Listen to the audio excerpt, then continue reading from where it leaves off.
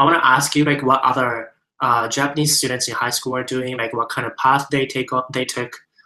Some of them say like went back to Japan, like Japanese university as returnee category, 読書留学で. And other one that I wanted to ask is the kind of obstacles, like what it's like to study computer science at college. Just two more, and then I think we can do like 7 minutes each, or like 15 minutes. We can wrap it up. What do you think? Yeah, sure. Yeah. Okay. Sounds good. So you said it's really hard to decide what do you want to do. Like think about future, profession, and then think about major, and then think about college to go. It was really hard. And I can totally understand that when you are young, you don't know what you want to do, right? No. So, but you said like there are other Japanese high school students in your high school, other 留学生, 高校留学生. So you said how many were in your area that you were in the high school? In our area, I would say there are about 30 people. 30 people at that time. At that time, like, as I know, like that's probably that much, like, approximately. Right. And what's the breakdown of the people like you who completed the entire high school program versus like some people who just did exchange for 1 year and went back to Japan? What's the percentage like? Well, I would say it's probably about Victoria, because Victoria is really famous for studying, I guess. So many international students come to Victoria, so I would say 30 or 20% of student is 1 year exchange student, and then rest of them usually stays here for whole entire high school life. Oh, okay. So quite a bit actually completed high school in Victoria, huh? Yeah. All right. So based on what you know and observation, what did they do? Like which like university? I know we are defaulting. I know that our assumption that everybody goes to university after. Some might not go. Some might go to vocational school, right? But what did they do after graduating? Did they go back or did they go to Canadian college like you, or? In my experience, 80% of students just go back to Japan. 80%? 80%, almost for sure, yeah. Oh, wow, that's quite a bit, huh? Because, well, they often get tired of being here and started feeling that they want to go back to Japan and just fit back into the Japanese culture again. And they kind of struggle too, though. That's kind of an interesting point that you brought up. You said like they're kind of tired, they get weary, they kind of get exhausted from like, adapting to this culture. Yeah. I mean, so like, I guess not many people manage to really adapt to the culture and the environment. Wow. So like, really? Even though they're here, they're still, they still act like as an international student and not like a here. So I guess they don't really get the feelings that they are living here. They just came here to study, and they eventually have to go back. Okay, so you know what? That's surprising to me because I've been through that kind of stage where I was kind of really struggling to fit into the local culture, right? Yeah. Probably for me, it was like first 4 years ish, 5 years. First 5 years, I feel like I was still outsider, right? Yeah. And I feel like I was like not belonging to the society. So I definitely understand that struggle. But my case, I came here at like 20. I came here way older than you guys. So my kind of like a guess was that if you guys come to like Canada, like when you're 16, 17, 15, you guys came here much younger. So it's way much more like flexible for you guys to adapt and change. So that was my assumption. And I think it's true to a certain degree, but I didn't think it was to the point of like them feeling a little tired to go back to Japan.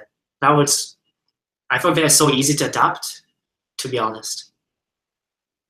Yeah. So they usually go back. They don't want to live here anymore sometimes. Gotcha. That's why there's so many returnees 帰国子女 in Japan, huh? Yeah, I think that's true. So that even though they lived here when they're young, but they still miss the Japanese culture and Japanese, I don't know, lifestyle in Japan, I guess. Or like maybe they have a lot of friends in Japan or something like that. And also compared to like, adjusting or like living up to the Western standard in the society, it's way easier to go back to Japan and adjust back. Yeah. That's kind of their original culture they're born in. And on top of that, they are now, after studying in high school for like a few years, they come back to Japan as returnee, 帰国子女 category, which is kind of like a special class, right? Yeah. So you can get away with they're gonna treat them a little differently there. You know? Yeah. Local Japanese guys, people, they kind of, their reactions. お、帰国子女すごい。帰国子女すごい。英語ペラペラなんでしょ。バンバンプラ。So they kind of get like special treatment in Japanese society, and that's exact opposite of being here, right? Being here, it's a minority. Yeah. They don't really being like treated well, or like they're not like the main part. They're not like contributing to society as like a main majority. They're international students, minority, struggling to fit into the society, culture, or customs, habits. Yeah. But in Japan, they are like, wow. It's like, how do you say it? How do returnees get treated in Japan? It's like, I guess they feel special, like everybody wants to feel special. Yeah, special, yeah, for sure. Yeah. And then, yeah, I think it sounds better. I mean, like, I mean, because I like here, so I don't really mind about like, staying here or whatever, because like I almost feel like I'm also local and I'm also living here. Me too.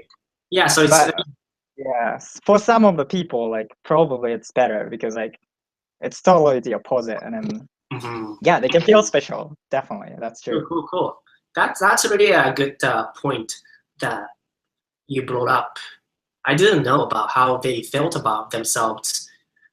Yeah, it might be negative because like when they come here pretty young age, which can mean that it can be negative. Like they get in here, like there are a lot of positive things that when they advertise about studying abroad, but there are so many things that you have to face at such a young age.